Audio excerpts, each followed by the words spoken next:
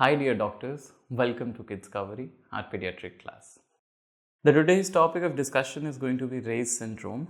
This is a very important topic for your MCQ purpose, for Viva purpose, as well as sometimes they are fond of asking in university exams, but then for competitive exams it is extremely important. So Reye's syndrome. So it's a multisystemic disorder, okay. Basically, a Reye's syndrome is something that is going to involve your brain as well as liver failure, okay. So why does it happen? It happens because of salicylic acid, salicylates during the viral illnesses, okay. That in turn causes a mitochondrial dysfunction. Now I'll make it a little better for you to understand this. See, it's a multisystemic disorder where your brain as well as your liver, both of them are involved. Okay, so if you have some difficulty in remembering this, just remember B for brain, B for bile, and bile, whenever bile comes, it is related to liver, okay, which is associated with a salicylate during the viral illness, okay. Salicylate, if you are consuming salicylates, what are the examples of salicylates? Salicylates example are, for example, you have got aspirin, okay.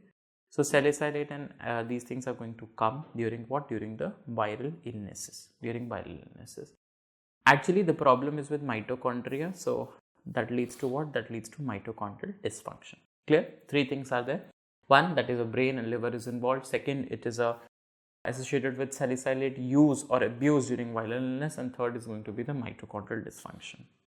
Now, salicylate means aspirin use and viral infections. What viral infections? Like varicella, like measles and like influenza. Okay, so this you have to remember. You know, I've already told you that it is related with mitochondria. M for measles, V for viral illnesses, V is varicella and I is influenza. पिछली और फिर आपके video में फर्क नहीं आ जाएगा lighting का. Now, coming on to the pathology. See, liver has got a microvesicular fatty change. Okay, what happens is microvesicular, that means at the level of vesicles, there is a fatty change. Okay, there is happening what? There is a fatty change which is going to be there because the mitochondria is not functioning at all. Okay, and the beta oxidation of fatty acids and all these things, they are going to take place with the help of mitochondria. Now, since the mitochondria is not functioning, there will be accumulation of fatty change is going to be there, and the liver is actually failing, liver failure. So that leads to increase in amount of AST as well as ammonia. So you have to remember that liver is actually failing, nothing else. Because it is failing, there is accumulation of ammonia, accumulation of AST, ALT, and yes, of course, there is a fatty change which is going to occur. Also, in brain, there will be cerebral edema that leads to encephalopathy. So very, very simple to remember. Just remember that E and F come very close, okay. E for edema, E for encephalopathy, F for fatty change that is going to occur. What are the clinical features? So in early changes, in early stages, what happens is, in early stages of what I am talking about, in early stages of Reye's syndrome, there is just diarrhea, vomiting, respiratory distress, this is going to happen. But in later stages in Reye's syndrome, encephalopathy, hepatomegaly, these things are going to bother you. Okay, so initial stages, there are two tubes actually in the human body. One is going to be the windpipe, other is going to be the food pipe. So food pipe, what to remember from food pipe? Vomiting. What to remember from the windpipe? The respiratory distress. Okay, so this is the thing which you are supposed to remember.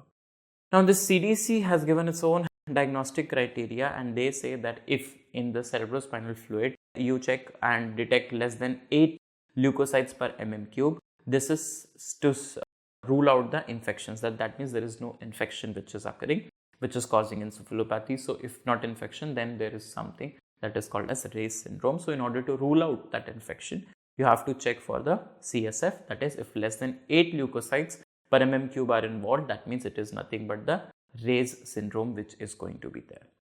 In liver biopsy, what is happening next? In liver biopsy, there is a fatty change which is going to occur.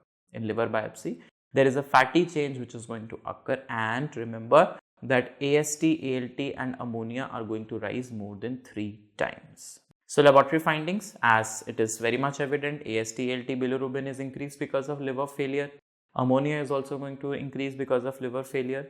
There is prolonged PT, prolonged PTTT. Why? Because remember, that your liver is not functioning. Okay, your liver is not functioning properly, and because your liver is not functioning properly, the liver is not able to formation. Okay, so I'll write that formation of clotting factors are also not going to happen.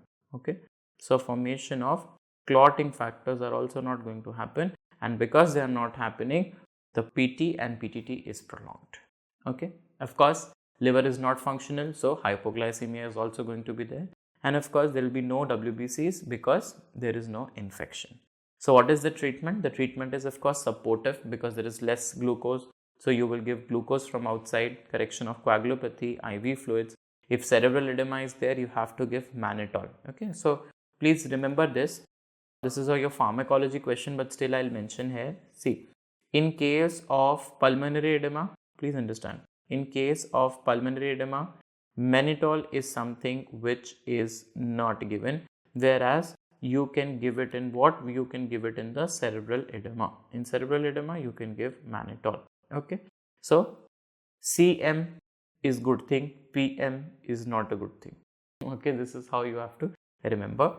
And how to prevent that? The most important thing is please avoid aspirin in children less than 18 years of age, because if you give aspirin and if the child is having viral infection, that leads to 𝗲𝗵 Okay, can you see this small vascular, microvascular lesions over here? Yeah, so this is the rash which are seen in the Reye syndrome. So if I just summarize for you, you have to understand that Reye syndrome is a manifestation when we give what? When we give aspirin with what? In the presence of a viral infection, and that can cause primarily the liver problems as well as the brain problems. The liver problems and brain problems. Why? Because the mitochondria is not functioning properly. Mitochondria is not functioning properly. That's why it is happening. Okay, and the very important thing which you have to understand that in the end, what is important in Reye syndrome is that we have to do the symptomatic management for this disease. Okay, so thank you so much, and this marks the end of this lecture.